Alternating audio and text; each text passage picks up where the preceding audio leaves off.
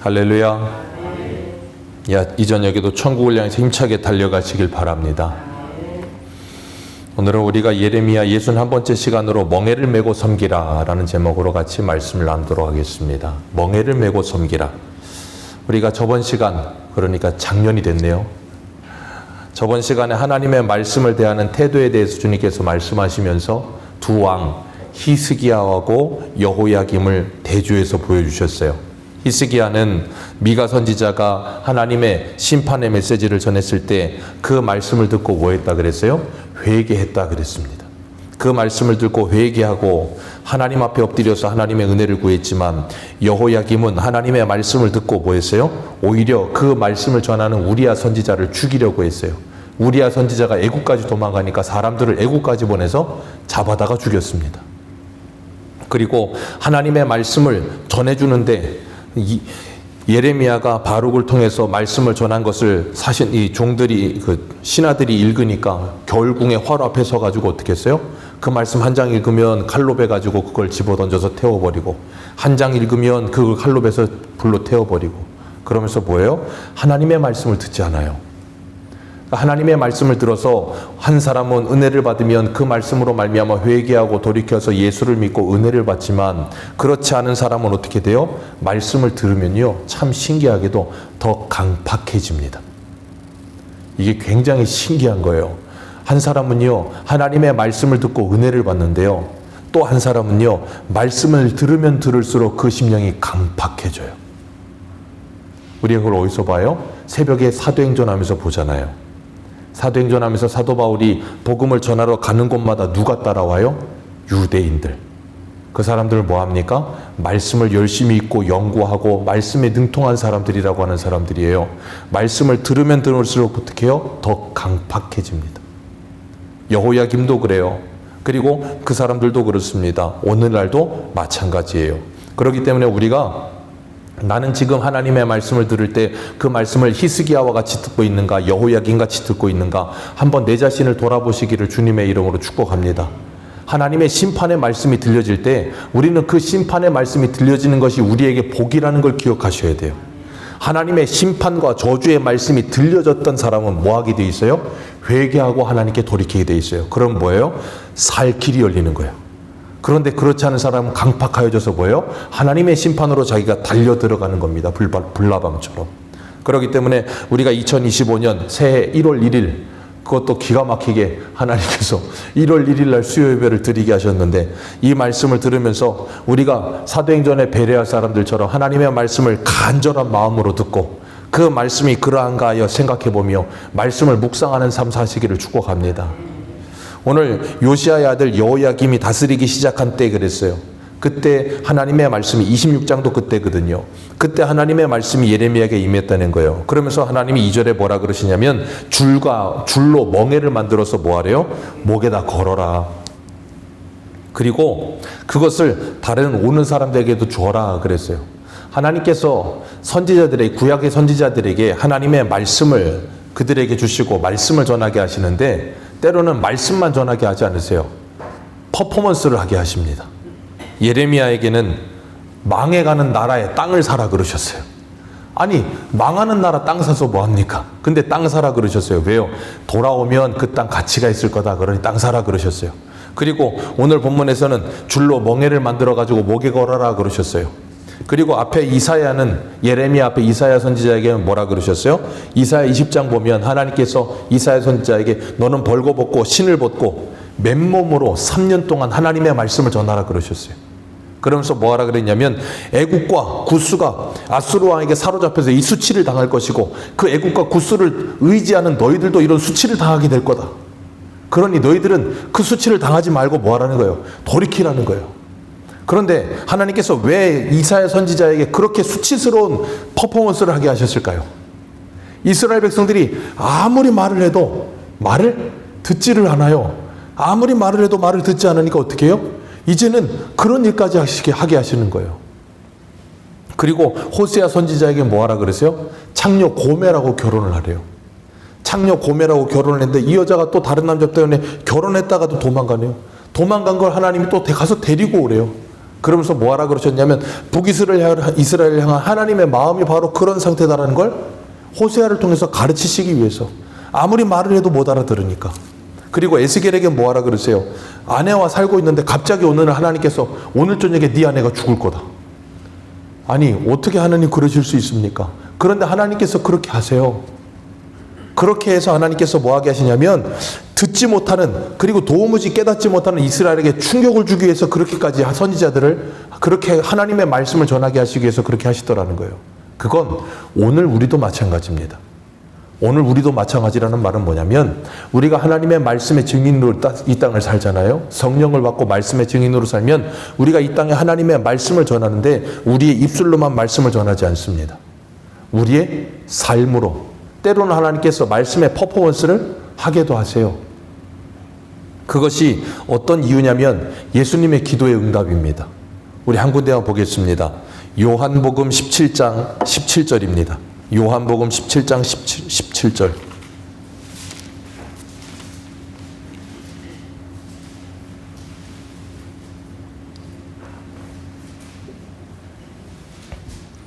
요한복음 17장 17절.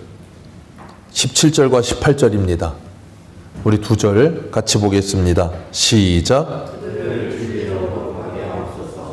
아버지의 말씀은 진리니이다. 아버지께서 나를 세상에 보내신 것 같이 나도 그들을 세상에 보내었고. 아멘. 예수님께서 기도하신 내용이에요. 뭐라 그러세요?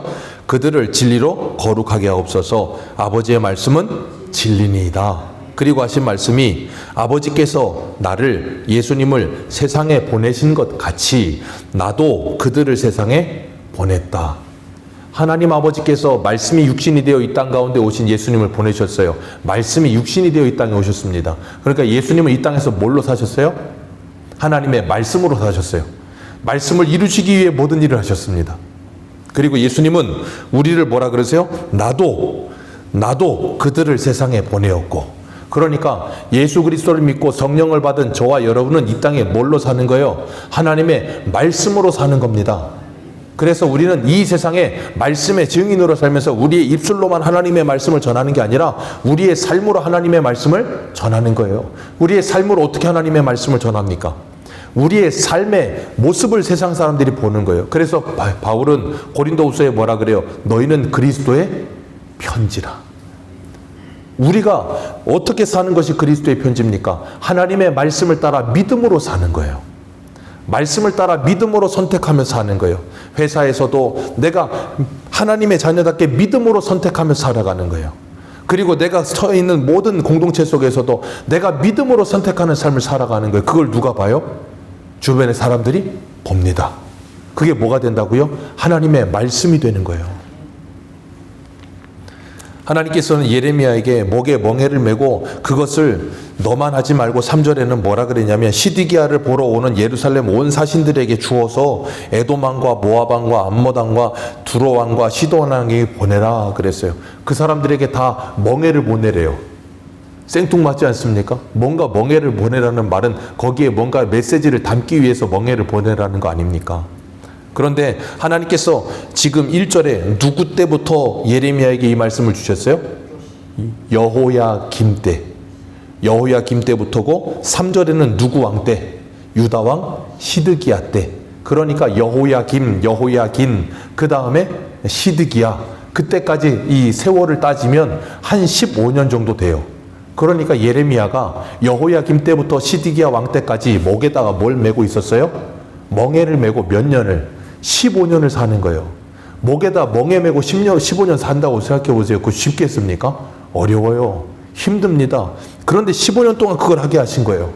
그러면서 뭐 했겠습니까? 하나님이 말씀을 전했겠죠. 하나님의 선지자라고 하는 예레미야, 사람들 다 인정하지 않지만 저거 이상한 사람이라고 말은 하지만 목에다 멍에 메고 돌아다니면 사람들이 다 이상하게 볼 거 아닙니까? 왜 메냐고 물어도 볼 거란 말이에요. 그러면 그때마다 하나님의 말씀을 전한 거예요. 그리고 시드기야 왕 때에서는 사신들에게 다 손에다가 들려주면서 뭐라 그러시냐면 4절 말씀에 그들에게 이 말을 전해주라는 거예요. 그게 뭐냐면 6절입니다. 같이 읽습니다. 6절과 7절 시작. 이제 내가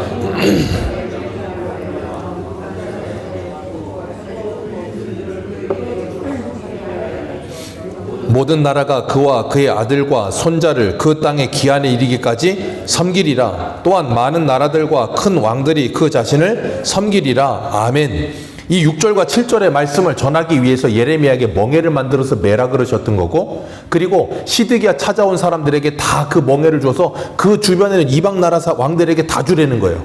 그리고 뭐라고요? 이제 내가 모든 땅을 내 종 바벨론 왕 느부갓네살 왕의 손에 주었다. 바벨론 왕 느부갓네살을 뭐라고 불러요? 내 종, 하나님의 종이래요. 내가 그 모든 땅을 하나님의 종인 바벨론 왕에게 다 줬다는 거예요. 그러면 멍에는 누가 매겠어요? 멍에는 누가 매요? 줄로 밧줄 맞아서 멍에 한다는 거 뭐예요? 쭉 늘여가지고 포로 되는 거가 똑같은 거잖아요. 멍에 매라는 말은, 그리고 6절에 모든 땅을 내가 내 종 바벨론 왕에게 다 줬다, 그 말은 3절에 나오는 이 땅들 전부 다 누구에게 주겠다는 거예요? 바벨론 왕에게 주겠다, 그 말씀하시는 거예요. 그러니까 지금 예레미야에게 남유다만 망하는 게 아니고 남주 옆에 있는 이 땅들도 다 망할 거다, 그 말씀하시는 거예요.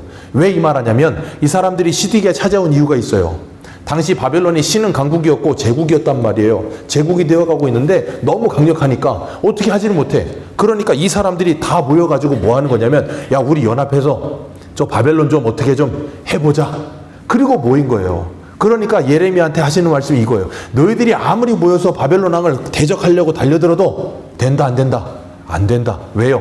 이미 내가 바벨론 왕을 내 종으로 삼았고 내가 그 모든 땅을 내 종에게 이미 주었다.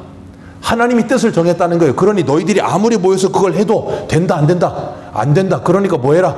냉수 먹고 속 차려라. 그 말씀하시는 거예요.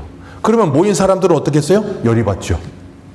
아니, 지금 뭔가 해보려고 하는데 와가지고 냉수 먹고 속 차려라. 너희들은 이미 졌다. 그러니까 가가지고 뭐 해라? 그와 그 아들과 그 손자까지 잘 섬겨라. 그러고 있으니 얼마나 화가 나겠습니까? 그게 누구의 말씀이래요? 하나님의 말씀이래요. 그러면서 하나님이 5절에 뭐라 그러세요? 5절 같이 한번 읽어봅니다. 시작.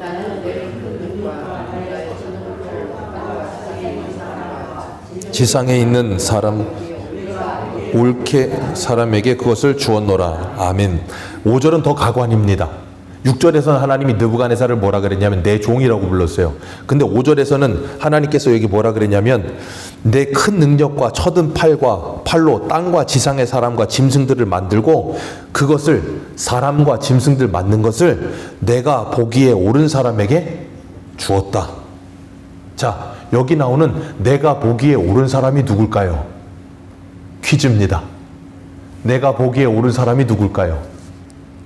그 다음 절에 나오는 내 종 느부갓네살 왕이에요. 자, 그러면 생각해 보세요. 남유다 사람들에게 하나님이 이렇게 말씀하셨다 그러고 저 느부갓네살 왕은, 저 하나님을 모르는 이방의 느부갓네살 왕은 하나님의 종이고 하나님이 옳게 보시는 자다. 그런다 그러면 그걸 듣고 어떻게 하겠습니까? 아마 예레미야를 죽일 듯이 잡아들어서 죽이지 않고서 못 베길걸요? 아니, 느부갓네살이 왜 하나님 보시기에 옳은 사람입니까? 악한 사람이지. 그런데 하나님께서 느부갓네살을 선택하여 택했다고요. 그럼 뭐한 사람이라고요? 옳은 사람이요. 왜요? 느부갓네살이 옳아서가 아니라 하나님이 그를 통해 하실 그 일이 옳은 거예요. 그렇기 때문에 그를 옳은 사람이라 부르시는 거예요. 그리고 그를 하나님의 종이라고 부르시는 거예요. 그러니까 우리가 하나님의 일하심을 보면 도무지 이해를 못할 때가 많아요. 아니, 하나님 모르는 이방 사람을 왜 옳은 사람이라고 그러고 하나님의 종이라고 불러요? 이스라엘 사람들은 하나님의 종이라고 불러야지. 근데 오히려 하나님 이스라엘은 뭐라고 불러요? 이사야 1장 보세요. 하나님 뭐라 그럽니까? 소돔 백성, 고모라 백성아. 소돔에 가는 고모라 백성아. 그러면서 하나님이 이스라엘한테는 이 소돔과 고모라야 그래놓고 저 바벨론 왕한테는 내 종이다 그러신다니까요. 참 아이러니하지 않습니까? 우리 한 군데만 더 보겠습니다. 이사야 44장을 한 군데 보세요. 이사야 44장 28절.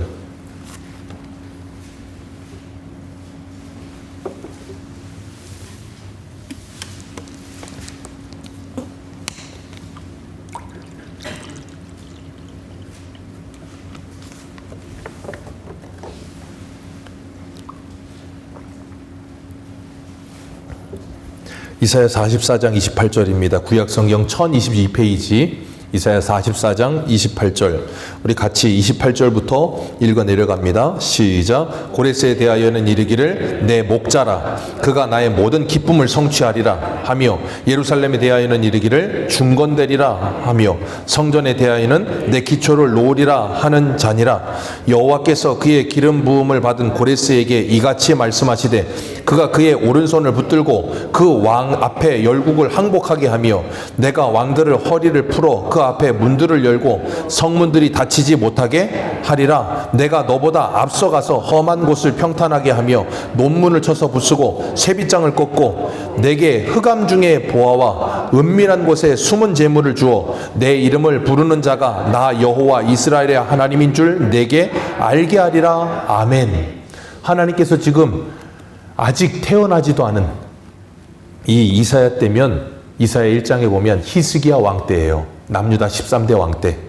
그러니까 히스기야 왕 때면 722년에 북이스라엘이 멸망할 때, 그러니까 남유다는 아직 586년이니까 100몇 년이 더 남았고, 그리고 70년까지 지나가면 한 적어도 200몇 년 전에 이사야를 통해서 200몇 년 후에 태어날 고레스 왕이 있을 건데, 그를 나의 기름 부음 받은 자, 나의 목자라고 부른대요. 고레스 하나님 안 믿습니다. 근데 하나님이 고레스를 향해서 내 목자, 내 기름 부음 받은 자라고 말하면서, 하나님께서 그보다 앞서가서 험한 곳을 평지 만들어주고 모든 열국을 항복하게 만들고 왕대의 허리를 풀고 성문들을 다 닫히지 않고 열린 문이 되게 해서 다 이기게 해주겠다는 거예요. 그러니까 그 페르시아가 신흥 강국이 돼서 뭘 몰락시켜요? 바벨론을 몰락시키잖아요. 바벨론은 당시에 제국이었습니다. 그 예전에 그 EBS에서 나온 다큐멘터리 보니까 바벨론이 얼마나 컸는지 나와요. 그 성벽 안에 마차가 둘이 왕래하고 그 성벽을 삥 둘러서 물이 흐릅니다. 그래서 들어가질 못해요. 다리를 놓지 못하면 못 들어가는 철옹성이에요. 근데 그걸 누가 무너뜨려요? 고레스가 무너뜨립니다. 왜요? 하나님이 그렇게 하시겠다는 거예요. 하나님이 하시면 누가 막아도 안 됩니다. 그렇게 하신 이유가 뭐라고요? 4절 같이 읽습니다. 4절입니다. 시작. 내가 나의 종 야곱, 내가 택한 자 이스라엘을 위하여 내 이름을 불러 너는 나를 알지 못할지라도 내게 칭호를. 자, 누구를 위하여? 내 종 야곱, 나의 택한 이스라엘을 위하여 내가 너를 세웠다. 그리고 에스라 1장 보면 어떻게 돼요? 그 이 고레스가 왕 돼서 이스라엘 백성들을 70년 찼을 때 돌려보내잖아요. 스룹바벨과 예수아가 돌아가서 스룹바벨 성전 짓는 일을 하게끔 이 고레스가 해요. 자, 그 일을 사용하는 걸 하나님이 그를 누가 그런다고요? 내 기름 부음 받은 자, 내 목자라고 그러신다고요. 고레스는 하나님 모르는데, 느부갓네살도 하나님 모르는데, 내 종, 내가 옳게 하는 자, 내가 옳게 보는 자, 하나님이 그렇게 부르세요. 그러니까 우리가 하나님의 일하심을 보면 도무지 이해를 못할 때가 너무 많아요. 하나님은 하나님의 일하실 때 누구를 통해서만 일할 것 같아요? 하나님의 백성들만 택해서만. 그래서 예수 믿는 사람들을 통해서만 하나님의 일이 될 거라고 착각합니다. 아니요. 예수 믿지 않는 세상 사람들 통해서도 하나님은 하나님의 일을 너무 많이 하고 계세요. 우리나라 정치인들 예수 안 믿는 사람도 많습니다. 그런데 그 사람들 통해서 이 나라를 이루어가고 계세요. 누구의 뜻대로? 하나님의 뜻대로 이루어가고 계신다니까요. 근데 우리가 이 모든 일을 보면 도무지 이해할 수가 없어요. 왜 이렇게 일어나는 거야? 이해를 못 하겠는 거예요. 로마서 13장에도 보면 그 권위에 대해서 하나님 말씀하시면서, 위에 있는 모든 권세들은 누가 주셨다고요? 하나님이 주셨다. 그러면서 그들을 뭐라고 부르세요? 하나님의 사역자라고 부르세요. 여러분, 정치인들 마음에 안 드시지요? 네, 하나님의 사역자입니다. 경찰들 마음에 안 드시지요? 하나님의 사역자입니다. 자, 그러면 여기서 다시 한번 질문 드립니다. 하나님께서 고레스는 내 기름 부음 받은 자, 나의 목자 그랬고, 하나님이 권위를 주신 세상의 권세자들은 하나님의 사역자 그랬고, 예레미야에게는 하나님께서 느부갓네살을 뭐라 그랬어요? 내가 보기에 옳은 자, 내 종 그랬어요. 그런데 이 3절에 나오는 여러 왕들이 시드기야와 연합을 해서 그 느부갓네살하고 싸워요. 그러면 그들은 누구랑 싸우는 겁니까? 하나님하고 싸우는 거예요. 여러분, 이걸 우리가 간과하면 안 돼요. 이걸 기억해야 되는 거예요. 사람하고 싸우는 게 아니고 누구랑 싸운다고요? 하나님이요. 제가 그래서 사무엘상 하면서 이스라엘 백성들이 블레셋과 싸울 때 뭐라 그랬어요? 그들이 블레셋과 싸우는 게 아니라 누가 싸우고 있다고요? 하나님과 싸우고 있다 그랬잖아요. 그러니까 우리가 이걸 모르면 자꾸 착각하는 거예요. 하나님이 다윗에게 말씀하셨죠. 내가 인생 채찍과 사람 막대기를 쓴다 그랬다고요. 그러니까 인생 채찍, 사람 막대기가 누구예요? 고레스, 느부갓네살 같은 사람들. 그들을 사용해서 지금 때리시는데 그 때리는 걸 하나님이 때린다고 이해를 못하니까 누구와 싸워요? 그들과 싸우는 거예요. 그러니까 바울은 에베소서 6장에 뭐라 그랬어요? 우리가 싸울 것은 혈과 육이 아니요.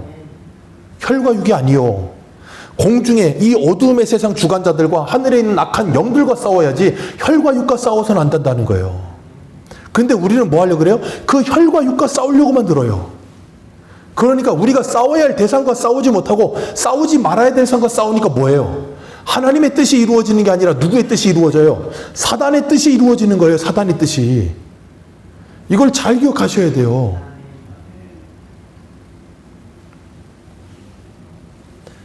남유다를 지금 바벨론을 들어 하나님이 때리십니다. 근데 그건 하나님이 때리시는 거지 바벨론이 잘해서 하는 게 아니라고요.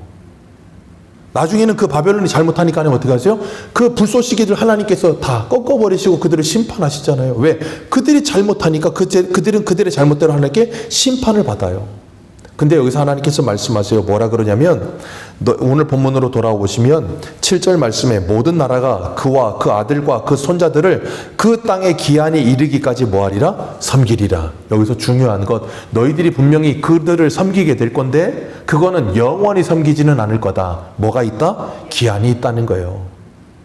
누구의 기한? 하나님이 정하신 기한이 있다는 거예요. 그러니 너희들은 뭐하라고 지금 이거 말씀하시는 거예요? 바벨론 왕에게 항복하고 잘 섬겨라. 그러니까 여러분 생각해 보세요. 아무리 적은 나라 왕이라 그래도 왕이잖아요. 근데 왕인데 저 센 왕한테 얼른 항복해. 너희들 싸워도 안 돼. 그런 말하면 여러분이 만약에 왕이라면 어떤 생각이 들어요? 기분부터 팍 상하죠. 그럼 어떡합니까? 내가 죽으면 죽었지 항복하나 봐라. 어디 한번 해보자. 그리고 질 거 알면서도 악다구니로 가서 싸웁니다. 그게 사람이에요.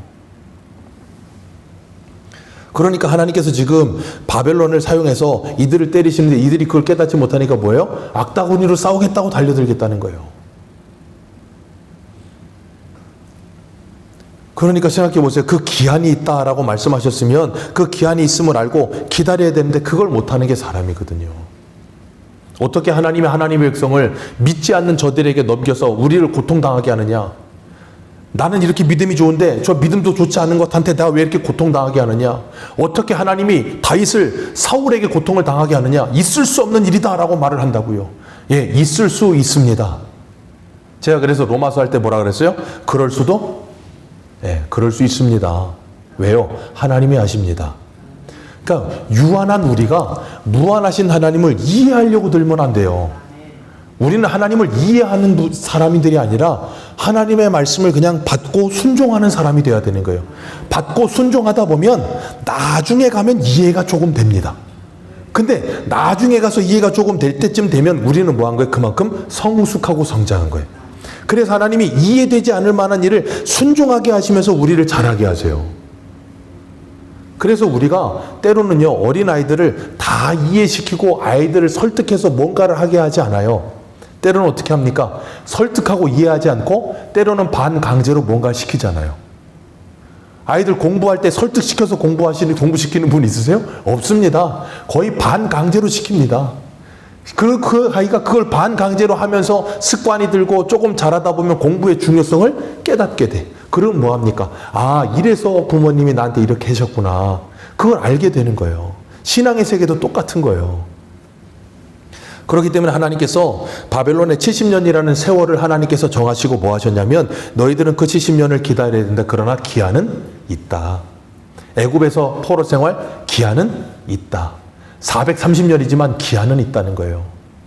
그랬기 때문에 아브라함도 이삭도 야곱도 요셉도 다 죽을 때마다 그 후손들에게 유언을 하면서 뭐라 그래요? 하나님께서 너희들을 권고하시며 약속의 땅으로 데려가실 것이다. 요셉도 죽을 때 창세기 50장에 뭐라 그래요? 나는 죽지만 하나님이 너희들을 권고하셔서 저 약속의 땅 데려가실 때 그때 나를 잊지 마라. 그래가지고 어떻게 해요? 모세가 요셉의 해골 파갖고 가잖아요. 그래서 가나안 땅에 묻어주잖아요. 그런 것처럼 하나님께서 하나님의 백성들에게 때로는 사람 막대기 인생 채찍을 사용하시고 때로는 멍에를 주시고 징계를 주실 때 있습니다. 그러나 기억하십시오. 그 징계가 영원하지 않습니다. 영원하지 않아요. 계시록에도 보면 계시록 11장에 두 증인 나오면서 거기에 숫자가 나와요. 두 가지가 나오는데 1260일 42달 나옵니다. 제가 계시록 강의할 때 예전에 말씀드렸죠. 그 숫자에 집중하지 마시라고. 1260일을 30으로 나누면 42예요. 똑같은 말 한 거예요. 그럼 42는 뭐냐? 그걸 가지고 자꾸 막 계산하기 시작하면 이단되는 거예요. 그거 중요한 게 뭐라 그랬어요? 기한이 있다. 끝이 있다예요. 그러니까 뭐 하라는 거예요? 우리가 어려움 당할 때, 힘든 일 당할 때 그런 거예요. 제가 군에 갔을 때 군 생활하다 저는 이 신의 아들은 아니고 장군의 아들이라서 가서 1년 하다 왔는데 아파가지고 군대 가서 처음에 이등병 때 되면 군 생활이 영원할 것 같아요. 안 끝날 것 같습니다. 너무나도 두려워요. 그때 자대 배치 받았는데 너무 늑수구리한 병장 둘이 저를 데리고 가가지고 저한테 뭐라 그랬다 그랬어요? 눈 감으라 그랬다 그랬잖아요. 처음에는 지들이 앉아놓고서 뭐라 그러냐면, 야, 누가 어려 보이냐? 제 보기에는 둘 다 늙은 놈들 같아 보이는데 누가 어려 보이냐?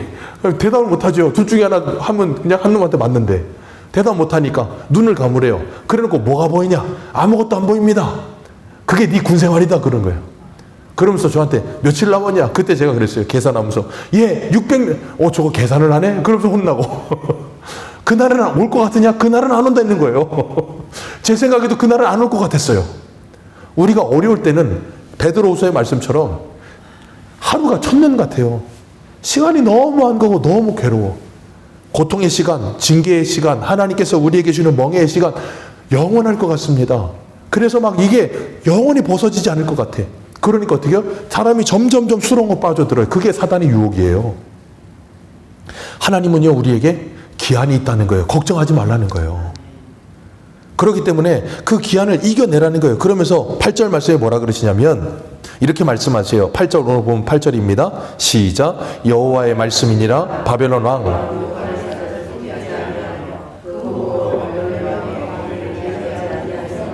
백성과 나라는 내가 그들이 멸망하기까지 칼과 기근과 전염병으로 그 민족을 벌하리라. 아멘. 하나님께서 이렇게 말씀하세요. 느부갓네살 섬겨라. 근데 안 섬기고 너희들 끝까지 연합해가지고 어떻게 해보겠다고 하면 하나님이 어떻게 하시겠대요? 칼과 기근과 전염병을 보내서 너희들을 뭐 하겠다? 멸망시켜버리겠다. 9절에 거짓말하는 거짓 선지자들이 나타나서 너희들이 바벨론 왕 섬기지 않을 거라고 거짓말해도 속지 마라. 너희들 그 말 듣다 어떻게 된다? 하나님께 혼난다. 너희들 하나님께 멸망당한다. 그러니 그 멍에를 뭐 해라? 빨리 매라. 하나님께서 말씀하시는 거예요. 그러니까 우리가 이걸 우리 개인적으로 생각해 보면 어떻게 했어요? 사울과 다윗을 생각해 보세요. 하나님께서 다윗이 다윗 되도록 누구를 준비시키셨어요? 사울을 준비시키셨습니다. 기억하십시오. 사울 없었으면 다윗은 다윗 되지 못합니다. 시편에 나오는 다윗의 시편, 정말 눈물 없이 못 읽을 것 같은 그 다윗의 시편, 구구절절한 그 다윗의 시편들 거의 대부분이 사울을 피해 도망 다닐 때 다윗이 쓴 거예요. 그리고 자기 아들 압살롬이 반역을 일으켰을 때 도망가서 쓴 시들이에요. 그러니까 다윗이 그 인생의 굴곡 속에서 누구를 만나요?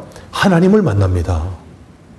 어제도 우리가 송구영신 예배 드리면서 하나님이 풍랑과 바닷속에 찾아오셔서 거기서 누구를 만나주셨어요? 제자들을 만나주시는 것처럼 하나님께서 인생의 굴곡 속에 우리를 만나주시려고 그 굴곡 속에서 집어넣으시는 거예요. 왜? 아무리 말해도 안 들으니까. 말로 해서 안 들어. 우리도 그러잖아요. 말로 할 때 들어. 안 들으면 어떻게 됩니까? 매 맞습니다. 매 맞고 나서도 못 알아들으면 어떻게 돼요? 걔는 답이 없는 애예요. 하나님이 안 되니까 이런 굴곡을 넣어서라도 깨닫게 하시기 위해서 그렇게 하시는 거예요. 그러니까 우리들도 마찬가지예요. 때로는 하나님은 우리들에게 우리의 인생 속에 멍에를 메워주실 때가 있어요. 그래서 내가 미워하는 사람, 원수와 같은 사람, 하나님이 그들에게 뭐 하라는 거예요? 그들을 섬기라는 거예요. 싫어요. 죽어도 싫어요. 그런데 하나님이 그걸 하라는 거예요. 그럼 어떻게 해야 됩니까? 그걸 대적할 게 아니라 순종해야 되는 거예요. 베드로전서 베드로후서 3장 보십시오. 직장 생활하면서 너희 상전이 애매히 고난을 받아도, 좋은 상전 말고 이상한 상전들이 애매히 고난을 받아도 뭐하라? 그걸 참으면 그 하나님께 아름다우니라. 왜? 그리스도께서 너희들을 위하여 먼저 그 모습을 보여주시고 본을 보이시고 너희들에게 따라오게 하셨느니라. 쉽지 않습니다, 이거. 우리가 말씀으로만 들으니까 그렇죠. 이 바벨론 같은 사람, 느부갓네 같은 사람, 우리의 보기에는 원수라니까요. 우리로 치자면 일본에게 너희들은 섬겨라. 가능하겠습니까? 매국노죠. 나를 싫어하고 미워하는 사람을 섬겨라. 가능하겠습니까? 매국노예요. 완전 원수 되는 거예요, 그 사람하고는. 근데 하나님 지금 그 일을 하려는 거예요. 하나님께서 그 일을 하게 하시는 이유가 뭡니까? 하나님이 바벨론을 섬기라고 하는 이유가 뭡니까? 이유는 딱 하나입니다. 다른 누가 아니에요. 우리 이사야 45장 읽었잖아요. 하나님이 고레스를 왜 세웠다고요? 내 종 야곱, 나의 택한 백성을 위하여 너를 세웠노라. 하나님이 누구를 위해서 느부갓네살을 세웠다고요? 이스라엘을 위해서. 하나님이 누구를 위해서 사울을 세웠다고요? 다윗을 위해서. 우리가 보기에는 아들 압살롬이 반역을 일으켜가지고 여러분 그거 그냥 놔둡니까? 아들인데? 보통 왕이면 다 죽입니다. 아들이고 뭐가 없어요. 안 그러잖아요. 그리고 압살롬 반역했을 때 도망가는데 따라오면서 저주하는 그 사울의 그 가친족이었던 시므이가 저주하니까 뭐라 그래요? 내버려두라고. 하나님이 그 입을 통해서 나에게 지금 저주하시고 심판하시는 거라고. 여러분, 그게 성도예요. 하나님이 내게 주시는 것들을 정말로 믿음으로 해석해서 받을 수 있는 믿음이 있는 게 성도입니다. 그리고 그걸 받아내는 거예요. 힘들죠. 어렵죠. 우리 한 군데 볼까요? 예레미야 애가를 보세요. 이 멍에를 지금 누가 메우셨는가? 예레미야 애가.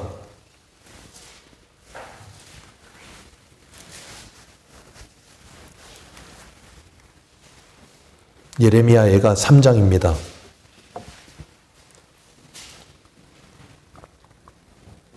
예레미야 애가 3장 27절입니다. 27절, 28절 두 절입니다. 같이 읽습니다. 시작. 사람은 젊을 때에 멍에를 매는 것이 좋으니 혼자 앉아서 잠잠할 것은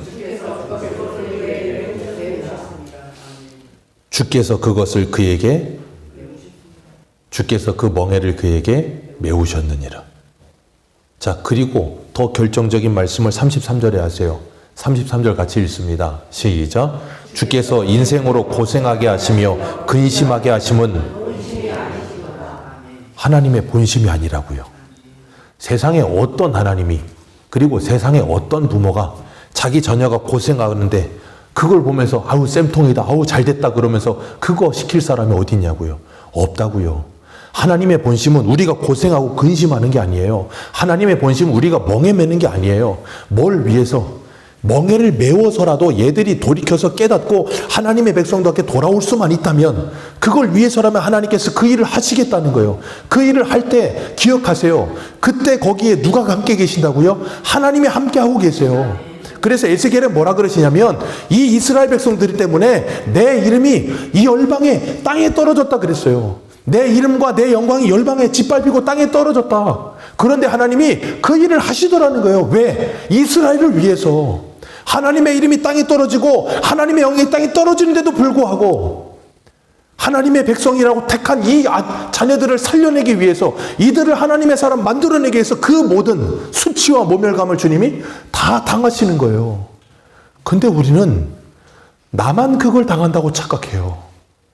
주님이 나 때문에 나와 함께 거기에서 그 일을 당하고 있다고는 1도 생각을 못해요. 근데 주님은 나와 함께 그 일을 당하고 계신다고요. 왜요?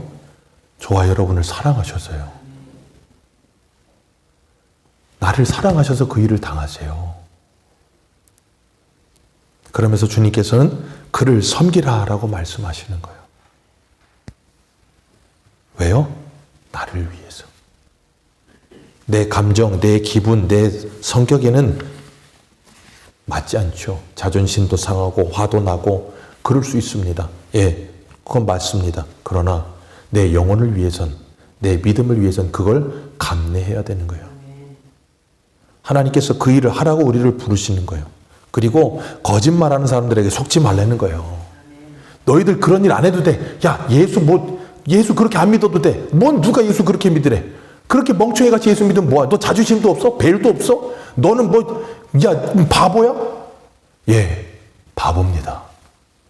예수 믿으면 그렇게 사는 거예요. 근데 거짓말하는 사람들은 자꾸 옆에서 속삭여요. 내가 좋아할 말을 자꾸 들려줍니다. 생각해보세요. 너희들 바벨론에 안 가도 돼. 포로 안 될 거야. 멍에 안 매도 돼. 얼마나 좋습니까? 아주 그냥 상쾌해요, 기분이. 그런 말 들으면 얼마나 상쾌하고 기분이 좋아요. 근데 그게 아니라는 거예요. 하나님은 히브리서 12장에도 이런 말씀을 하세요. 하나님께서 우리에게 징계를 주신대요. 징계를 주신 이유는 아들이면 징계를 다 받는다는 거예요. 그 징계를 받으면서도 낙심하지 말래요. 왜? 아들이기 때문에 징계를 받는구나 하고 생각하라는 거예요. 징계가 없으면 뭐라고요? 사생자요. 하나님의 아들이 아니다는 거예요. 징계를 받을 때 즐거워 보이지 않습니다. 멍에를 맬 때 즐겁지 않습니다. 바벨론에 포로로 끌려가는데 뭐 즐겁습니까? 나라 망해가는데 애통하고 애곡하죠. 그런데 거기 가서 그 징계를 당시에는 즐거워 보이지 않으나 그 징계를 달게 받으면 그 징계로 말미암아 연단을 받아 의의 평강한 열매를 맺게 하느니라. 반드시 의의 평강한 열매를 맺게 하실 거예요. 그래서 예레미야 29장을 한번 보세요. 예레미야 29장 우리 10절입니다. 10절부터 우리 13절까지 읽겠습니다. 시작. 여호와께서 이와 같이 말씀하시니라. 바벨론에서 70년이 차면 내가 너희를 돌보고 나의 선한 말을 너희에게 성취하여 너희를 이곳으로 돌아오게 하리라. 여호와의 말씀이니라. 너희를 향한 나의 생각은 내가 하나니 평안이요 재앙이 아니니라. 너희의 미래와 희망을 주는 것이니라. 너희가 내게 부르짖으면 내게 와서 기도하면 내가 너희들의 기도를 들을 것이요 너희 온 마음으로 나를 구하면 나를 찾을 것이요 나를 만나리라. 지금 나라 망한 지금 이 29장은 지금 바벨론의 포로로 이미 1차 끌려간 사람들에게 쓴 편지거든요. 너희들을 향한 나의 생각은 내가 하나니 평안이요 재앙이 아니다. 근데 지금 상태는 어떻다고요? 재앙이요. 재앙보다 더한 상태. 근데 그게 뭐라고요? 미래에 희망을 주려는 것이라. 그러니까 지금 현실하고 도무지 맞지가 않는 거예요. 그러나 기억하십시오. 우리는 하나님의 말씀을 다 이해할 수 없다를 항상 마음속에 깊이 새기십시오. 다 이해할 수 없고 다 헤아릴 수도 없다. 그러나 하나님의 말씀은 옳다. 그리고 그 말씀은 반드시 이루어진다. 그걸 믿으시고 어떤 일이 있든 이스라엘에게도 70년의 기한이 있고요. 바벨론도 70년의 기한이 있는 거예요. 바벨론에게도 하나님 70년의 기한을 준 거예요. 근데 그들은 하나님께 돌아오지 않죠. 근데 이스라엘은 돌아오게 되잖아요. 이스라엘도 기한이 있고 바벨론도 기한이 있습니다. 그렇기 때문에 그 말씀 붙들고 하나님 앞에 서기 위해 있으십시오. 예수님 말씀하셨어요. 마태복음 11장 28절 수고하고 무거운 짐진 자들아 다 내게로 오라. 내가 너희를 쉬게 하리라. 나는 마음이 온유하고 나는 겸손하니 나의 멍에를 메고 내게 배우라. 그리하면 너희가 쉼을 얻으리니 내 멍에는 쉽고 가벼우니라. 왜 쉽고 가벼워요? 아까 말씀드렸죠. 이스라엘이 멍에 맬 때 그 자리에 누가 함께 계신다고요? 주님께서. 왜 주님의 멍에가 쉽습니까? 주님께서 우리와 함께 멍에를 지시겠대요. 그 주님의 말씀을 기억하시고 그 멍에 매는 일 힘들죠. 괴롭죠. 그러나 하나님의 본심이 아니라는 걸 기억하시고 그 멍에를 달게 매시고 하나님이 이 멍에를 벗어주실 날이 온다. 그 믿음을 가지고 믿음으로 승리하는 저와 여러분들 되시기를 축복합니다. 하나님은 우리를 사랑하십니다. 감당할 시험만 주십니다. 그리고 감당치 못할 때 피할 길도 주실 겁니다. 꼭 기억하십시오. 기도하겠습니다.